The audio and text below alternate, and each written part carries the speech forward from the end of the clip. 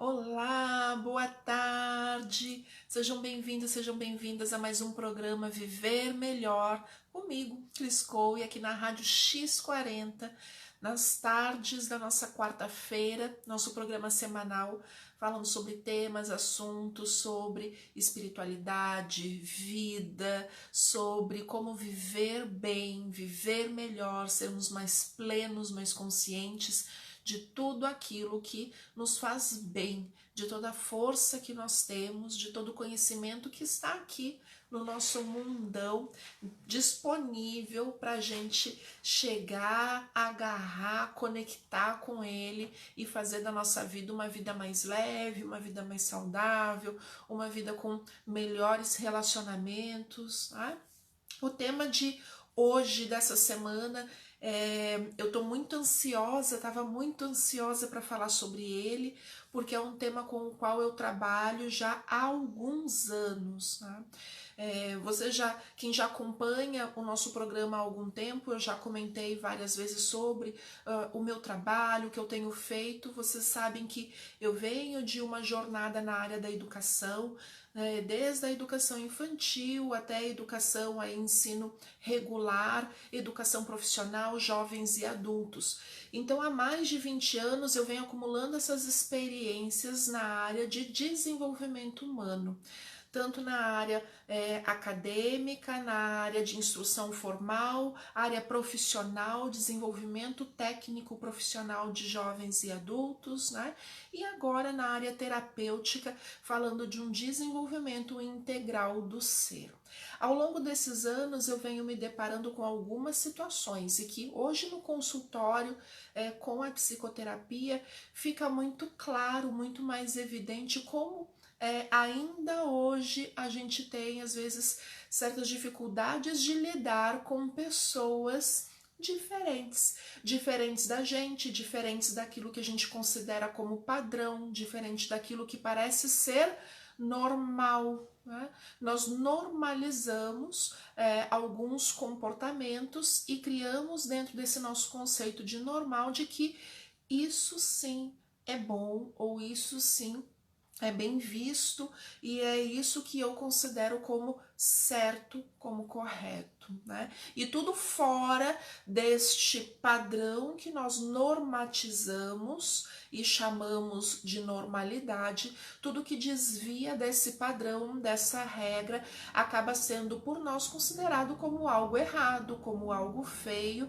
Consequentemente, a gente não se especializa no dia a dia de como cuidar, de como tratar, de como orientar pessoas que sejam essas diferentes, né? Que a gente considera como diferente.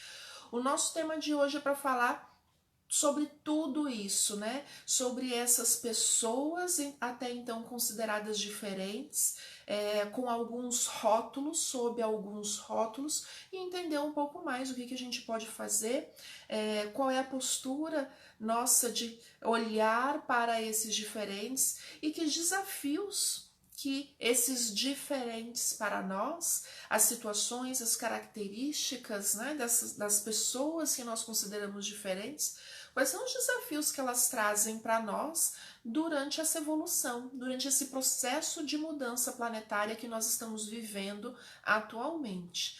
Porque já não tem mais tempo para dúvidas. Ai, será que a mudança no mundo existe? É óbvio que existe.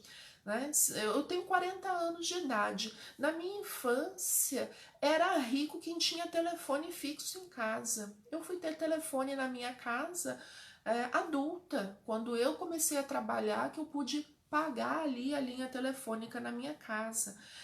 A minha sobrinha de 7 anos de idade, ela nasceu com o celular na mão fazendo assim, né? E não somos ricos, é algo que está na nossa rotina, né? Tá aqui no nosso meio, na nossa convivência. Então, em 40 anos, olha como a gente muda, como os nossos padrões mudaram, como a nossa sociedade mudou. Então as coisas estão mudando e vão mudar cada vez mais rápido daqui para frente, com tudo que a gente está desenvolvendo, com tecnologia, com as comunicações muito rápidas, muito ágeis. todos os estudos neurocientíficos, né, que estudam o nosso potencial humano, a nossa capacidade de pensar, de sentir a vida e de responder, de trazer respostas a essa rapidez do mundo, né, das informações, das coisas, como é que nós nos comportamos frente a essas mudanças.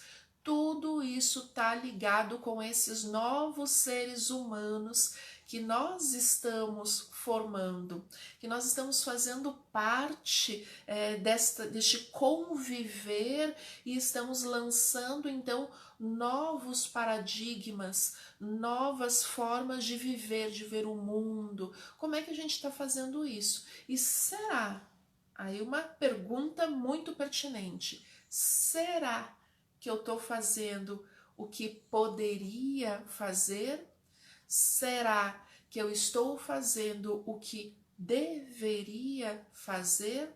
E isso envolve o nosso contexto micro, na minha particularidade, dentro da minha casa, junto com a minha família, até no contexto macro. Então, nos sistemas educacionais, nos sistemas de convivência, né, da coletividade, das nossas estruturas comunitárias, das nossas estruturas públicas, será que estamos fazendo o que deveríamos fazer? E se fazemos o que deveríamos, será que não podemos olhar e nos perguntar, será que estamos fazendo o que poderíamos fazer? Então, essa pergunta vai permear hoje o que a gente vai conversar. Deixa eu conectar aqui com a nossa página da rádio, que se tiver alguma pergunta, esse tema é muito interessante. Você que está curtindo, você que está aqui acompanhando o nosso programa Viver Melhor, seja ao vivo, seja depois o vídeo gravado que fica na página da Rádio X40, lembra sempre de curtir o vídeo, de fazer o seu comentário, de comentar e dizer pra gente aqui como é que você vê esse assunto. Para você isso é importante, para você é interessante. Você já ouviu falar sobre esse tema? Já pesquisou? Já viu outras pessoas, outros profissionais falando sobre isso? É a primeira vez? Comenta aqui pra gente, né? Pra gente saber o que tá acontecendo aí na sua família, na sua casa, como isso funciona. Vamos entrar aqui ao vivo. Desafios do conviver com os humanos do terceiro milênio. Eu vou começar um pouquinho antes, né? Eu vou falar sobre características de crianças, jovens e adultos, né? Porque hoje nós já falamos de adultos que já nasceram pós ano 2000, ou seja, já são adultos do terceiro milênio. Então a gente já consegue falar de um contingente populacional humano.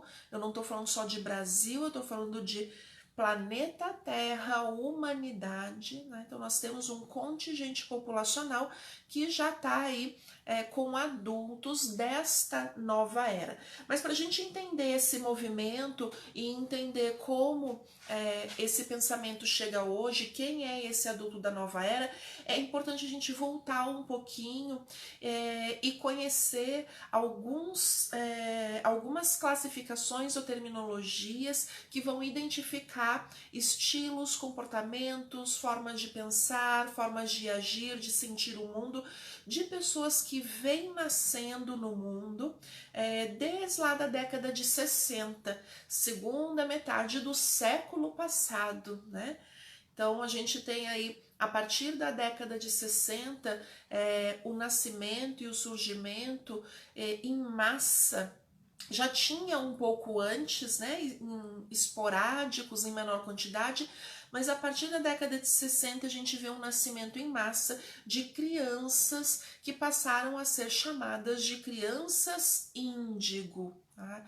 Ainda hoje, às vezes, um termo mal compreendido e a gente não sabe muito bem o que é esta criança índigo, né? Então, vamos falar da missão espiritual que essas crianças índigo vieram ao mundo com essa missão. Essas crianças índigo, elas têm uma composição energética, um entendimento, um campo mental e emocional. Elas vieram para quebrar paradigmas, né? Para quebrar sistemas que já não faziam mais sentido no nosso mundo. Nós temos aí uma geração no final da década de 60 e década de 70, da geração paz e amor, dessa geração hippie, dessa nova geração que já não estava mais ligado àqueles valores tradicionais de séculos passados, né? Então vem novos seres ao mundo dispostos, fortalecidos a questionar, a perguntar por que sempre foi assim. A mulher tem que casar e ter filhos e não pode trabalhar. Por quê? Então eram considerados jovens rebeldes, quando crianças eram crianças teimosas, rebeldes, só querem fazer o que acha que deve, não querem mais obedecer. Então essa nova geração que a gente chama de índigos, eles vêm, e não são todas as pessoas que nasceram nesse período que vêm com essas características, né? Algumas que nascem vêm com essas características. Por que elas são chamadas de índigo? Pela composição energética do seu campo de energia individual, pessoal. Ela tem uma coloração puxando para o azul índigo, azul cobalto, são colorações azuis mais profundos, né? Isso é um campo de energia, uma frequência, um padrão energético em que os seus corpos energéticos atuam e acabam emanando de cor e luz, né? E então se usa o termo de crianças e hoje adultos índigos, né? Quais são as características? Se a gente entende que eles têm por missão, como é que é a programação, né? Eles têm por programação, eles têm por princípio esse compromisso de quebrar paradigmas. Eles precisam ter algumas características fundamentais, né? E que nem sempre é muito bem compreendido. O raciocínio, o campo mental dessas pessoas são extremamente rápidos, são pessoas ágeis, com pensamentos rápidos. Geralmente, um campo de inteligência um pouco maior, mais elevado do que a maioria das pessoas, né? Tem uma sensibilidade muito profunda, são capazes de conectar muito rápido com as ideias daquilo, elas têm um campo de visão muito ampliado. Então, enquanto eu tô aqui pensando se é bom eu fazer isso, essa nova geração de crianças índigos, ela já sabe que se eu fizer isso, eu vou ter como consequência aquilo outro. Então ela já entendeu o que vai acontecer lá, ela já entendeu, ela já visualizou e ela já disse, isso eu não quero, e já muda e já vai fazer outra coisa. E isso, para quem não está acostumado com esta nova geração, né, de crianças, de jovens, de adolescentes, não estava acostumado até então, e eles acabaram sendo rotulados como crianças hiperativas, teimosas, muito agitadas, que não têm atenção nas coisas, muito dispersas, né? Porque elas são muito ágeis, muito rápidos, elas pensam rápido. Então, na escola era muito interessante, né? Quando eu estava lá na educação infantil, tinha aquela criança, aquele adolescente que pegava a lição e fazia muito rápido e ficava impaciente de ter que esperar o coleguinha que era mais lento, que estava no ritmo dele. Mas para aquela criança muito ágil, os outros são lentos. Por que eu termino rápido e o outro ainda está fazendo? Então, é difícil lidar com essas diferenças. Assim como foi muito difícil para eles entenderem o sistema que estava exposto, né? Então, características lógicas diretas vieram para romper barreiras, mas são também extremamente verdadeiros, tá? Eles são honestos, tá? Eles são sensíveis, então eles têm uma habilidade muito grande de se conectar com o outro. A força dessas novas crianças que vêm aí a partir da década de 60, ó, estão conectadas com o chakra frontal, que a gente chama do terceiro olho. Então, o campo mental é a sua potencialidade de desenvolvimento. O que os neurocientistas estudando essa turma que a gente chama, né, de crianças, adolescentes e adultos índicos, o que os neurocientistas detectaram pesquisando, fazendo pesquisas neurocientíficas? Então eles entendem, né? E a gente tem o nosso cérebro dividido em hemisfério direito e hemisfério esquerdo. O hemisfério esquerdo do nosso cérebro está conectado com todo o nosso raciocínio lógico, com todo o nosso raciocínio, como eu penso, como eu vejo, estruturo as coisas de uma forma organizada. Está muito direcionado com a energia de força, de realização, de objetividade. Então, todo o nosso hemisfério esquerdo está conectado com esse sentido lógico, matemático das coisas. Né? Já o nosso hemisfério direito, ele está conectado com todas as nossas funções criativas, está mais conectado com o nosso lado emocional, é responsável então pela identificação das nossas emoções, pela expressão das nossas emoções e pelo trabalho que nós fazemos criando, gerando novas ideias. Todas as habilidades artísticas, habilidades manuais estão conectadas com esse hemisfério direito do nosso corpo. Isso em todos os seres humanos, né? Enfim, isso existe no funcionamento fisiológico do nosso campo mental e de dominação do cérebro, do órgão cérebro. Pois muito bem, o que os neurocientistas descobriram de características muito particulares dessas crianças que passaram a ser chamadas de crianças índigo, né? Além de todas essas características que eu já falei e que eram natas dessas pessoas, o funcionamento do cérebro também era um pouco diferente da maioria de nós. É muito comum que nós tenhamos uma dominância um pouco maior do hemisfério esquerdo ou do hemisfério direito do cérebro. Então, tem algumas pessoas que estão mais inclinadas para as áreas da matemática, para o raciocínio lógico, são pessoas que vão ter mais facilidade para lidar com essas estruturas lógicas, matemáticas, racionais, né? Outras pessoas têm mais propensão, a gente brinca no dia a dia, né? Ah, eu não sou de exatas, eu sou de humanas, né? Ou eu não sou de humanas, eu sou de exatas. Então, quem está mais conectado com o lado hemisfério, tem mais predominante, usa mais o hemisfério direito, é uma pessoa geralmente mais criativa, mais habilidosa no sentido emocional, vai ter uma sensibilidade um pouco maior. Então, nós temos aí esses dois hemisférios e um deles acaba sendo mais predominante do que o outro, na maioria de nós, né?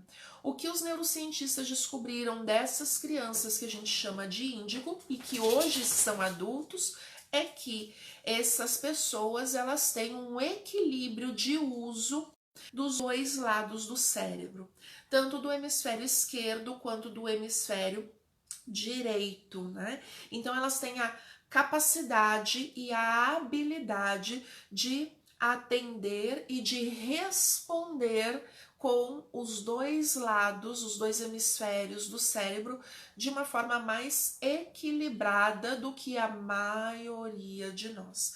Portanto, além de ser uma pessoa com raciocínio rápido, lógico, direto, objetivo, é uma pessoa que também está muito conectada com a sensibilidade, com o seu senso de criatividade. Então, ao mesmo tempo que essa pessoa tem o ímpeto de realização, ela também é altamente criativa. Ela vai ter ideias, ela vai querer fazer, ela vai querer inovar. Tá? Então, essas são as características importantes para aqueles seres que vieram com a missão de quebrar paradigmas, de dizer: eu não aceito mais isso, eu não aceito mais aquela relação filial, paternal de dominação, né? De imposição, de domínio, de medo. Eu não aceito isso. E eles vão lutar para a libertação, eles vão lutar para quebrar esses paradigmas. Eles vão lutar para quebrar paradigmas na área da educação, na área da ciência, da tecnologia, da vida social, da vida comunitária. E muitas vezes eles são mal compreendidos porque são taxados de maluco, de querer criar confusão. Então isso já foi assim a vida inteira. Eu lembro de uma época que eu trabalhei, né, numa repartição pública, num órgão público, na área da educação, ainda bem tradicional, isso, né, há 20 anos atrás, e eu ainda lembro que eu vivi muito isso, né, aquelas pessoas mais velhas, conectadas, mais velhas de cabeça, né, às vezes não tinha relação com a idade, mas aquelas pessoas mais tradicionais, elas vinham de um sistema de funcionalismo público com uma visão de trabalho, eles tinham dificuldade de usar um computador. Né? Então eu lembro que uma das minhas tarefas nesse período no funcionalismo público, eu fui a pessoa responsável por fazer os programas de capacitação das equipes na Secretaria de Educação na época, capacitando os professores, os gestores educacionais para usar o software que naquele momento a gente ia passar a usar. E a dificuldade das pessoas, as pessoas reclamando e brigando e xingando, porque eu sempre fiz as minhas anotações no livro da escola. Por que que agora eu vou ter que usar a máquina? Né? E esses jovens que vêm a partir daquele momento, vêm para quebrar essas estruturas, dizer assim, olha, não precisamos mais fazer daquele jeito de sempre. Isso traz alguns desafios, né? Então, os desafios para os índicos, para essas crianças, eram notórias, e dentro dos estudos que já existem hoje, então a gente está falando já há meio século, hoje nós temos adultos de 50 anos, são adultos índigos, né? Que viveram a sua infância, sua adolescência, sua idade adulta, já estão entrando aí numa outra fase de maturidade da sua vida, e às vezes agora que estão passando a compreender quem realmente são. O que vieram fazer, estão se encontrando num mundo agora mais aberto. Então, adultos de 50 anos que começam a falar sobre a sua vida, dizendo, nossa, quando eu fazia isso lá na minha época, eu era considerada uma pessoa muito avançadinha, liberal demais. E hoje uma coisa tão normal, eles vieram para abrir esse campo, tá? Consequentemente, quais foram as principais dificuldades e desafios? Tá? Primeiro, lidar com a autoridade. Tá? Então, aceitar a autoridade era muito difícil, é difícil para o índigo, porque se ele vem com a missão espiritual, com o propósito de vida, de quebrar paradigmas, então eles precisam ser contestadores, eles são contestadores por natureza.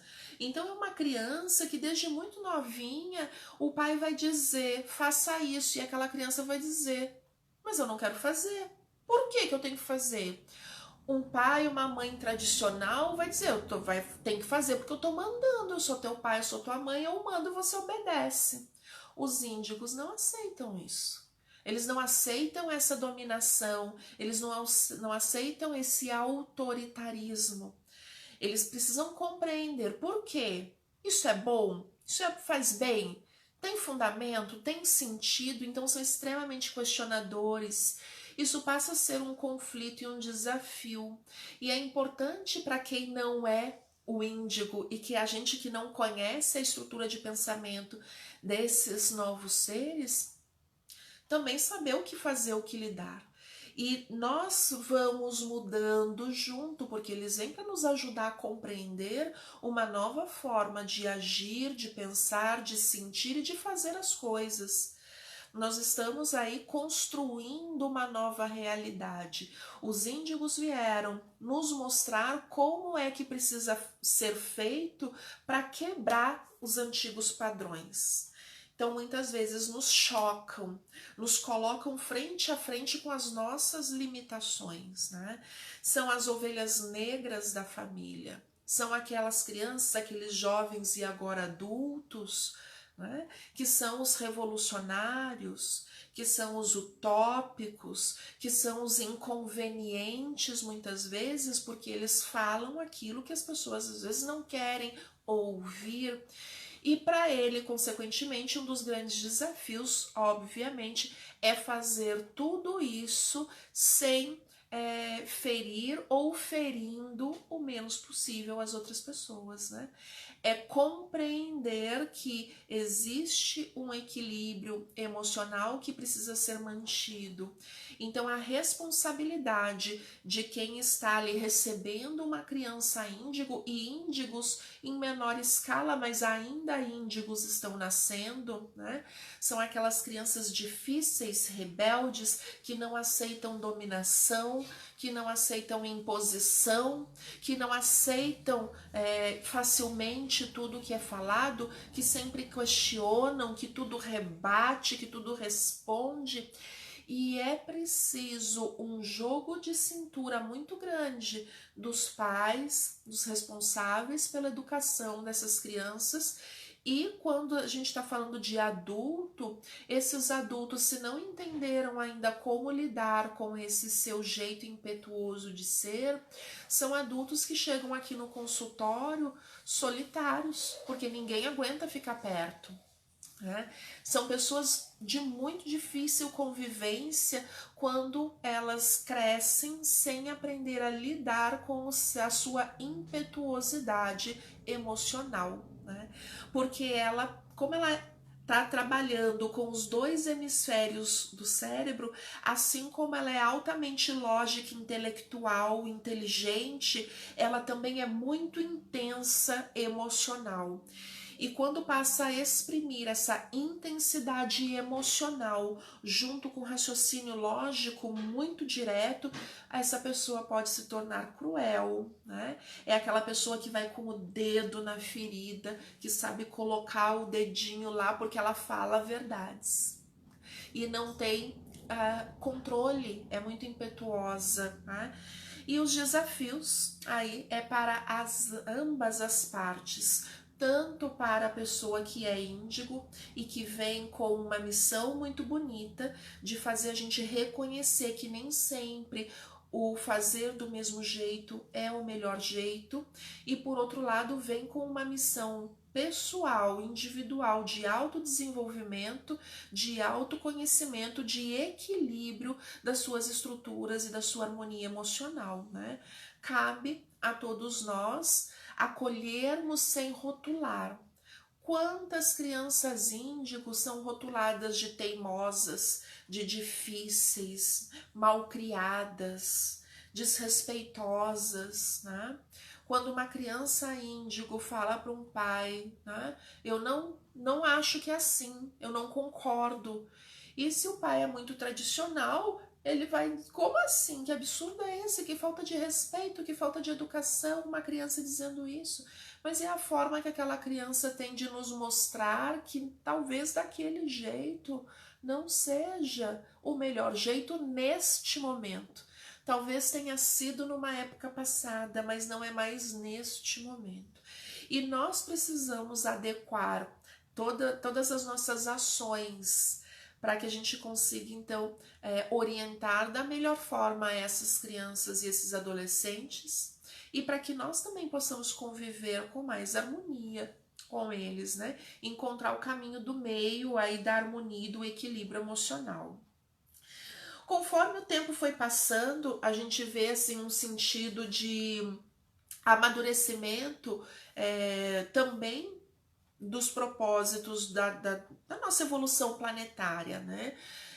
Foi chegando aí o final do século, essas crianças índigos, os índicos não conseguiram cumprir de todo esta função de quebrar velhos paradigmas, muitos acabaram se perdendo no próprio decorrer e convivência com um sistema tóxico, então um sistema corrupto. E quando eu falo sistema, é a nossa sociedade, é o nosso estilo de vida, é tudo aquilo que a gente tem no nosso mundo, né? Nós não conseguimos dar suporte ao encaminhamento, ao entendimento e à harmonia, ao equilíbrio. Muitos foram buscar nas drogas, lá na geração Paz e Amor, muitos buscaram nas drogas um conforto, um reconforto que não conseguiam encontrar em outros meios, nas suas famílias, no convívio social, porque eram muito diferentes, considerados aí as ovelhas negras, né, da família, e não souberam lidar. Então muitos se perderam nessa missão de reconstruir. Mas no geral a gente teve uma mudança expressiva. Só que uma vez que a gente quebra um paradigma, é preciso reconstruir outro. É preciso estabelecer novas regras, novas formas de convivência, né?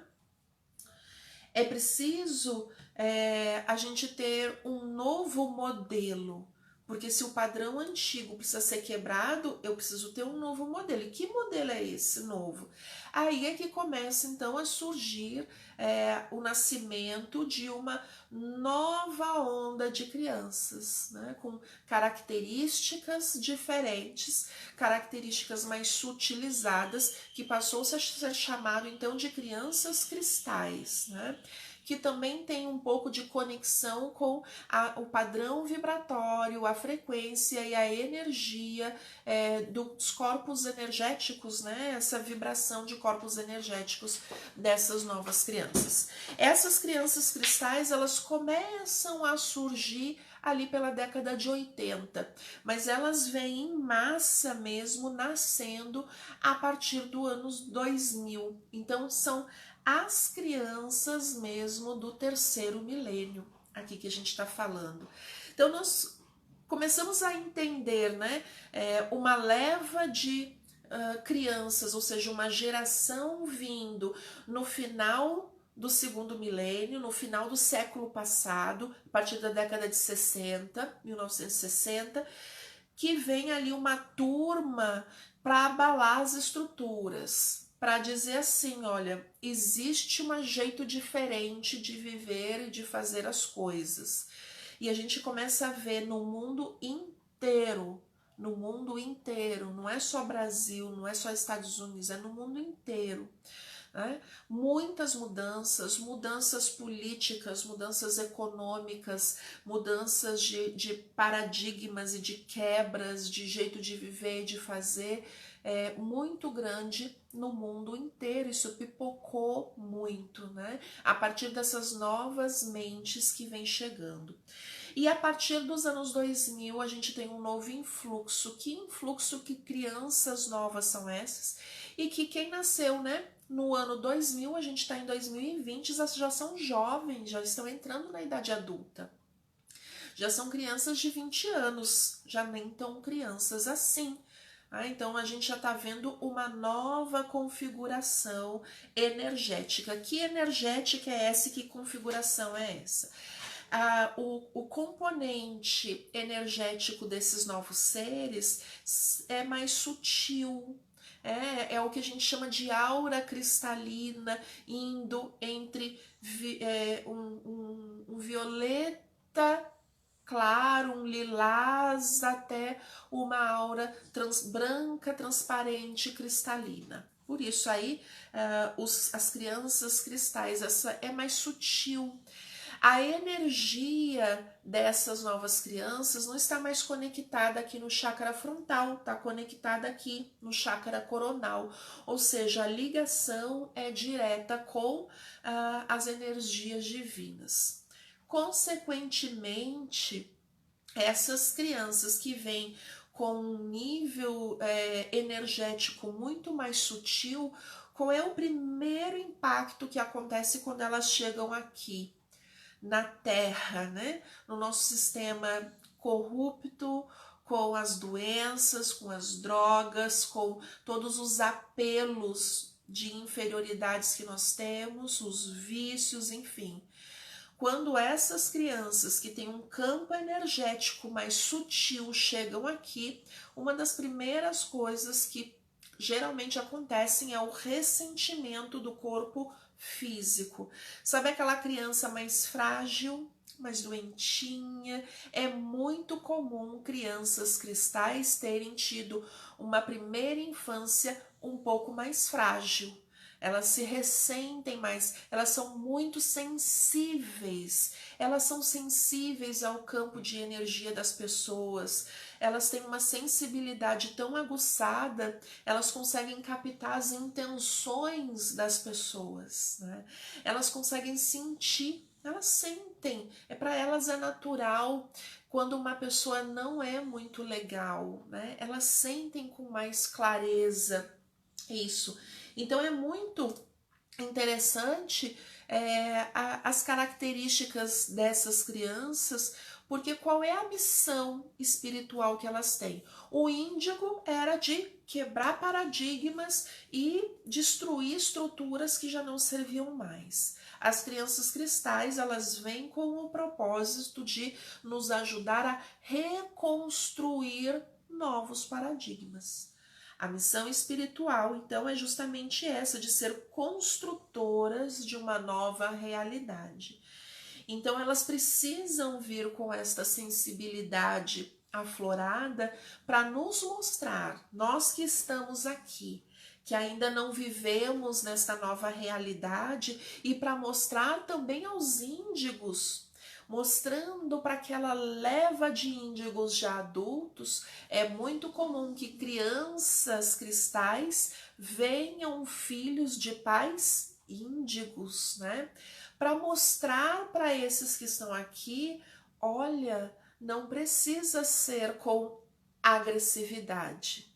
A gente pode ter amorosidade, compreensão do outro, para a gente construir uma nova realidade. Eu já quebrei, o índigo já quebrou o paradigma, o índigo já rompeu o sistema, então agora a gente precisa reconstruir um novo sistema, e esse novo sistema precisa ser mais amoroso, precisa ser mais compreensivo. O cristal vem fazer isso, vem mostrar isso pra gente. Então são crianças extremamente sensíveis, são crianças calmas, tranquilas, são crianças que se ressentem muito com a energia dos ambientes. É muito comum que sejam crianças tímidas, consideradas retraídas, são crianças adolescentes e agora jovens adultos, né? Que geralmente não gostam muito do burburinho, do tumulto, não se sentem à vontade, e como elas são sensíveis, o campo energético dela recebe todos aqueles estímulos, né? Eu tenho uma pessoa muito próxima da minha família que eu acredito profundamente que ela tem um filho nessa faixa de 20 anos, cristal. E hoje é um jovem, né, um rapaz, praticamente um homem, que ele tem muita dificuldade de convivência com as pessoas, mas não é porque ele é tímido, não é porque ele não gosta das pessoas, ele não se sente bem.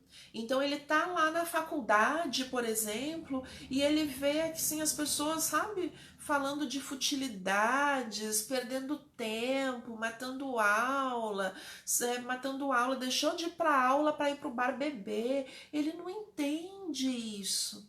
Ele não tem dificuldade de conviver com a energia dessas pessoas, porque ele está num nível mais sutil e aquilo é como se ferisse, agredisse. Só que ele não sabe que isso acontece, não é consciente. Esse processo é inconsciente, energético, é da natureza energética daquela pessoa. E como não sabe, ele prefere o que? Se isolar. E aí vai para casa, ele se sente bem, ele se sente melhor, quieto no quarto dele, no canto dele. Se puder estudar tudo online, ele estuda. Ele prefere estudar sozinho, ele prefere viver sozinho, ele prefere fazer as suas pesquisas sozinho do que fazer em grupo, do que viver no coletivo. E esse é o principal desafio dessas crianças cristais, porque apesar de serem crianças, adolescentes e jovens adultos extremamente amorosos, afetivos, acolhedores, eles são altamente sensíveis e se deixam impactar. Muitos cristais, muitos jovens cristais acabam se perdendo e não conseguindo lidar com a crueldade humana, tá? Então é como se tudo aquilo que o cristal veio para realizar, quando ele chega aqui no mundo e que ele se depara com a nossa crueldade, ele tem dificuldade de lidar com aquilo quando não padece do corpo físico. Problemas alérgicos é muito comum em cristais, né? Sempre um probleminha de pele aparecendo, resfriados constantes, tudo isso é campo de energia impactando nessas crianças cristais. Por outro lado, tem uma força interior muito forte, né? Eles têm uma força de reconstrução, de reconstruir, de se renovar. Eles só precisam fazer isso quietinho, no cantinho deles, né? É muito comum a crianças cristais serem equivocadamente diagnosticadas com algum tipo de traço autista, né? Os autistas mais leves, porque eles são amorosos, mas eles não se conectam conosco da forma como nós estamos acostumados. A conexão deles é mais profunda, é diferente, né? Desafios é manter a saúde física, mental e emocional diante de tudo que eles veem de errado no mundo, né? São muito inteligentes, eles herdam essa inteligência, perspicácia, herdam a dominância equilibrada dos dois hemisférios cerebrais, assim como os índigos. Eles também conseguem atuar tanto de forma lógica quanto emocional, com aqui um aprendizado emocional muito maior que o índigo ainda não conseguia, com mais amorosidade, com mais compreensão, né? Para eles é um grande desafio conviver com um ambiente tóxico. Então imagina um cristal altamente sensível, amoroso, acolhedor, que vem numa família desestruturada, turbulenta, ou até com vícios, né? Ele acaba sendo o patinho feio daquela família, né? Então a gente começa a lembrar dos casos, né? Tem uma amiga que reclamava dos vizinhos, vizinho da casa dela, todo sexta, sábado e domingo, música alta, era cervejada, a gente gritando, brigando, vira e mexe, dava a polícia batendo lá por causa de uma briga entre a família, né? Então, imagina uma criança cristal nascendo num meio familiar como esse. É difícil para essa criança cristal encontrar caminhos para se desenvolver, porque ela vai ter a tendência a se recolher. A tendência não vai ser agredir, confrontar, não é agredir, mas confrontar. O índigo confronta, bate de frente. A criança cristal não. a criança cristal se recolhe, porque ela não é confrontadora, ela é amorosa, né? Então ela vai preferir se recolher no seu mundinho do que confrontar aquele sistema. E aí nós vemos aqui em consultório é comum às vezes adultos que chegam aqui e nunca tiveram voz na sua família, nunca conseguiram se fazer ouvidos e agora a gente precisa reconectar com aquelas forças internas para que ela consiga então expressar quem elas verdadeiramente são, né? É muito interessante isso. Seguindo, nós temos uma nova leva de crianças que começaram a despontar lá pela década de 80 junto com os cristais, né? Nós vem com uma potencialidade um pouco diferente dessas crianças cristais, um nível mais, eu acredito, mais sutil, mais elevado de consciência, que é o que a gente conhece ainda muito pouco, né? Conhece muito menos do que índigos e cristais, que vários autores já escreveram sobre índigos e cristais. Eu gosto muito desse livro aqui, da Teresa Guerra, tá? Esse livro Crianças Índigo e Cristais, né? A ponte arco-íris de novas dimensões e vibrações, a educação do novo tempo. Esse livro, ao mesmo tempo que ele é um livro técnico, ele é um livro que nos remete à educação do ser integral. É a forma como eu vejo a educação e como eu trabalho até no consultório terapêutico.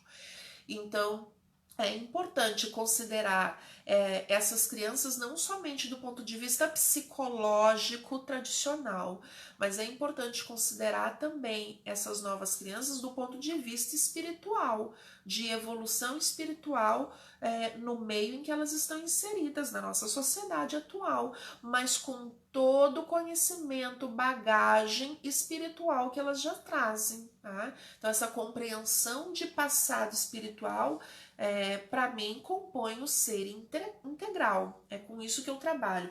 E a Teresa Guerra faz isso de uma forma muito interessante, porque ela vem trazendo dados científicos, ela vem falando de pesquisas científicas, pesquisas, né, neurocientíficas, entendendo o funcionamento do cérebro dessas novas crianças. Então ela vem não só com a parte do entendimento psicológico comportamental, mas também de estrutura fisiológica, espiritual e na parte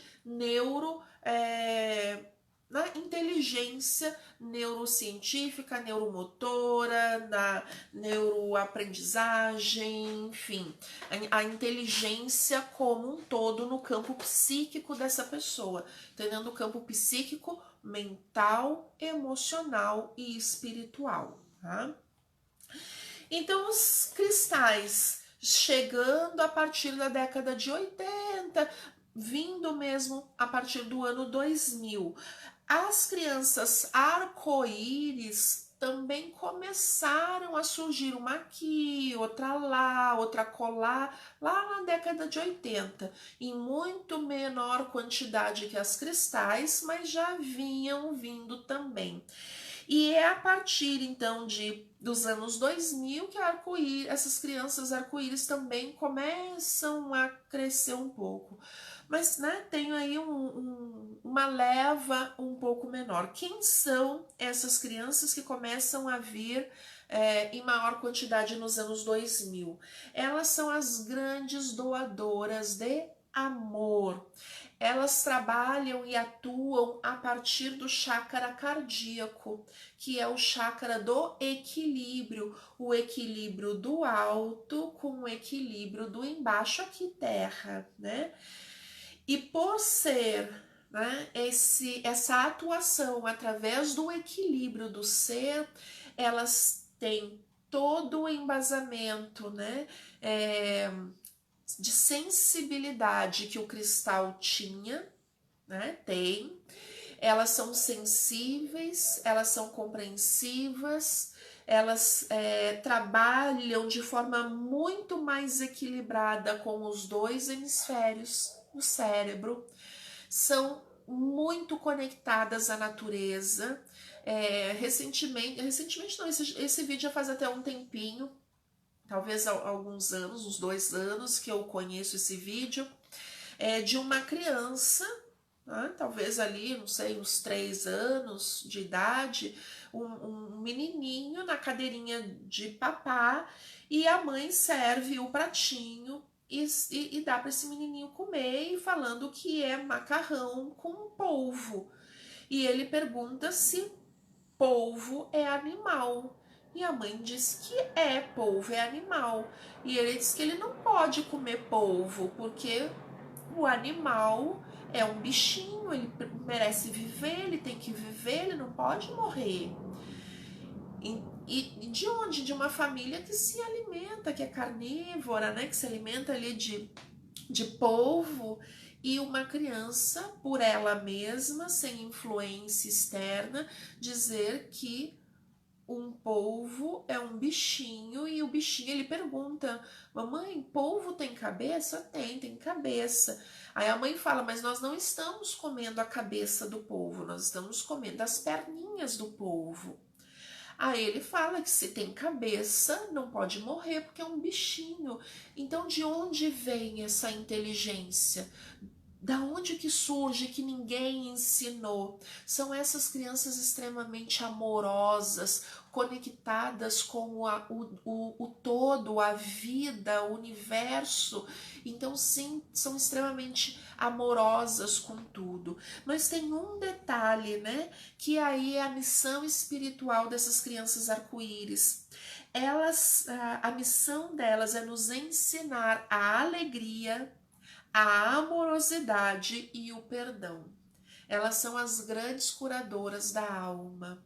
Aquilo que os cristais se ressentiram e talvez não conseguiram desenvolver, eles não conseguiram se expressar e expressar a sua amorosidade, porque eram altamente sensíveis. As crianças arco-íris, elas são mais equilibradas. E então elas têm a sensibilidade aflorada, mas elas também estão conectadas com o nosso sentido terra. Elas conseguem manter a harmonia com alegria, com jovialidade. São aquelas crianças, adolescentes e adultos que tá sempre tudo bem, que vai encarar a vida sempre da melhor forma, né? Então são crianças que vêm ensinar pra gente a perdoar. Então, tudo bem. Sabe aquelas crianças que passaram por coisas muito difíceis, por violência, por agressão, e olha para aquele abusador, que olha para aquela família, para aquela pessoa que fez mal, e diz assim: eu não tenho raiva dessa pessoa. Na maior inocência, né? Com todo o amor, com generosidade, essas crianças arco-íris, elas vêm mostrar isso pra gente, vem nos ensinar isso, né? Então é muito importante que, muito mais do que uma classificação e um rótulo índigo, cristal, arco-íris, a gente compreenda as características, né, dessas pessoas, desses novos seres que vêm. Eles não têm culpa, eles estão livres de culpa, então eles já cocriam uma realidade em que eles não precisam mais de sofrimento.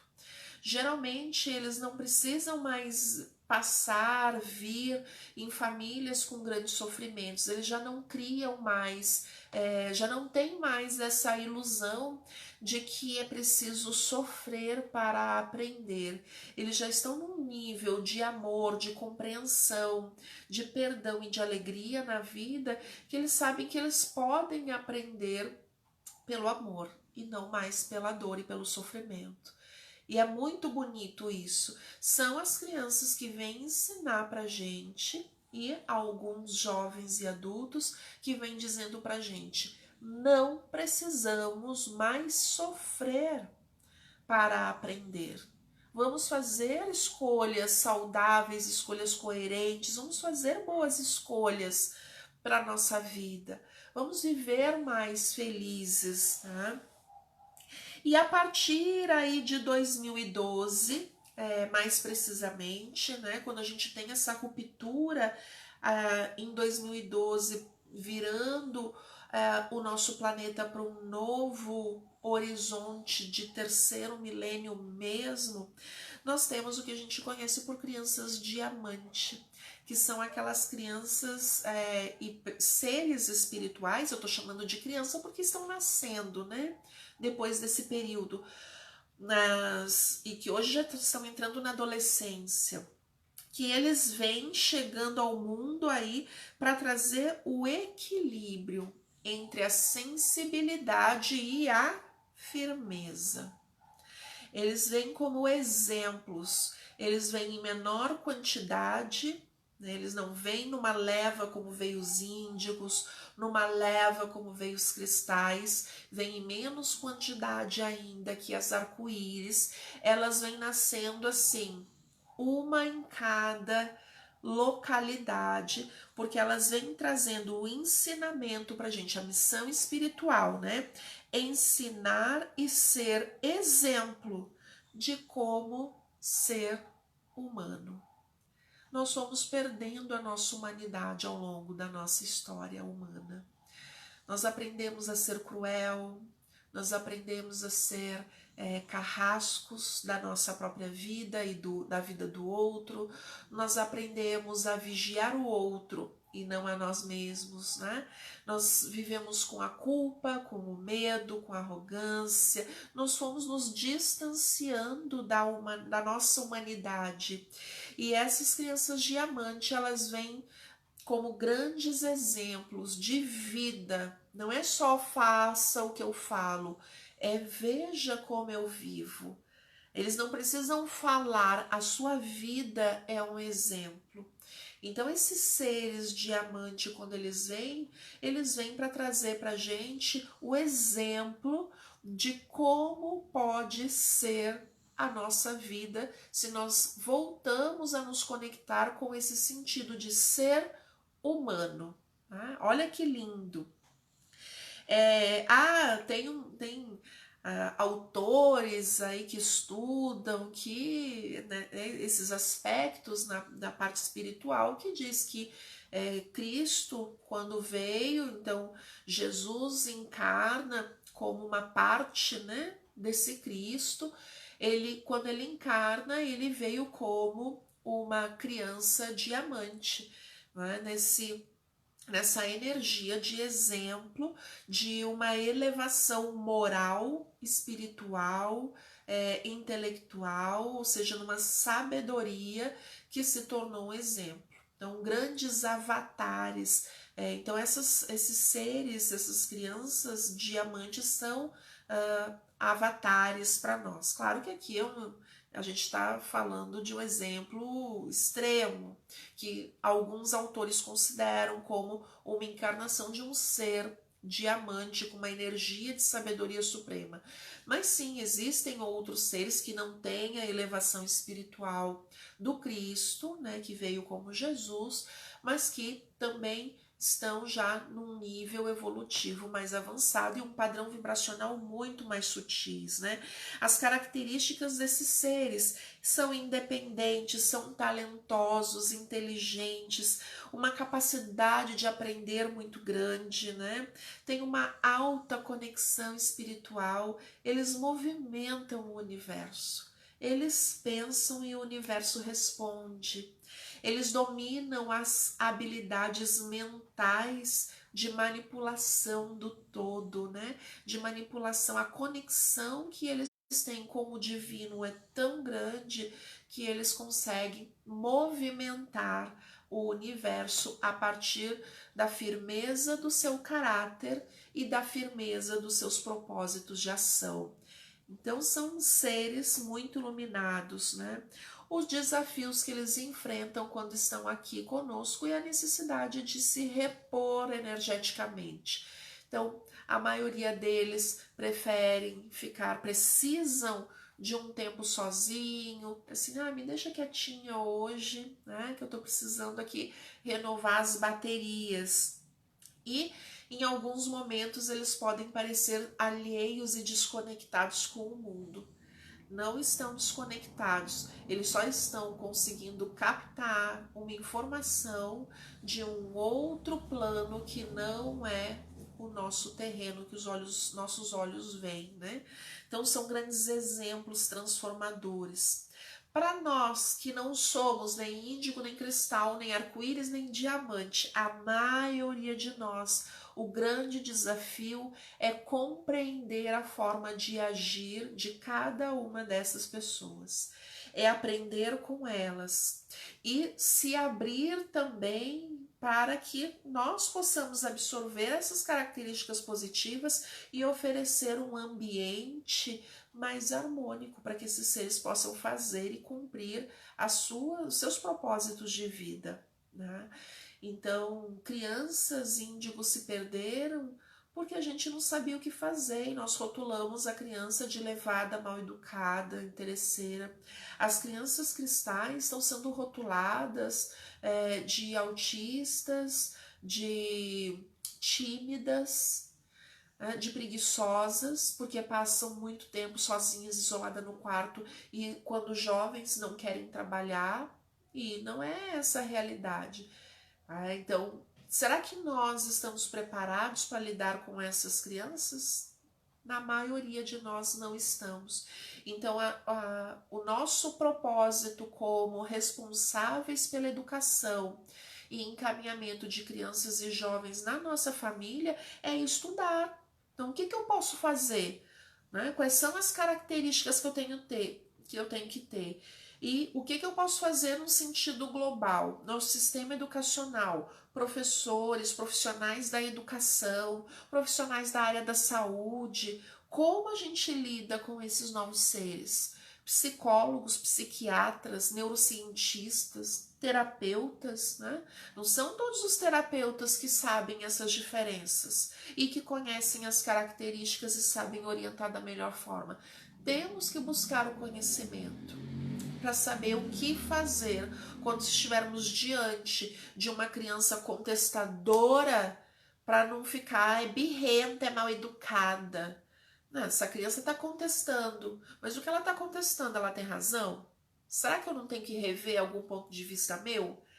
Será que eu não tenho que rever alguma postura? Talvez sim, né? Enfim, fica a reflexão. Esse foi o nosso programa Viver Melhor de hoje. Espero que vocês tenham aproveitado. Não esquece de deixar o seu like, deixa aí o seu joinha pra gente, curte esse vídeo, compartilha nas suas redes sociais, compartilha aí o linkzinho no WhatsApp, bota no grupo da família, bota aí, espalha pro mundo, porque compreender, entender e saber que existem essas diferenças entre as pessoas e não só entre crianças, entre jovens e entre adultos também pode ajudar muitas pessoas a viverem melhor, a se conectarem com o conhecimento e procurar saber mais e ter um direcionamento bem bacana para sua vida, para sua família. Então estejamos juntos, espero você aqui na semana que vem, quarta-feira, à 13h, ao vivo aqui na Rádio X40. Um beijo no coração e até semana que vem.